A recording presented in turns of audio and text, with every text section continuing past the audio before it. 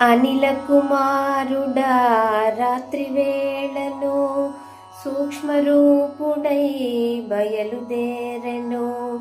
రజనీకరుని వెలుగున తాను రజనీచరుల కనుల బడగను. పిల్లి వలె పొంచి మెల్లగా సాగెను. ఉత్తర ప్రాకార ద్వారము చేరెను. లంకారాక్షసి కపివరుగాల్చెను. గర్జన సేయుచు అడ్డగించెను.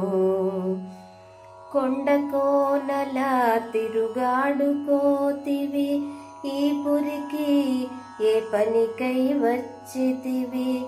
లంకేశ్వరుని ఆనతి మేర లంకాపురికి కావలి ఉన్న లంకను నేను లంకాది దేవతను.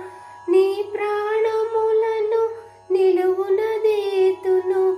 కదలక మెదలక నిజము పల్గుమని లంక ఎదుర్కొనే కపికిశోరుని.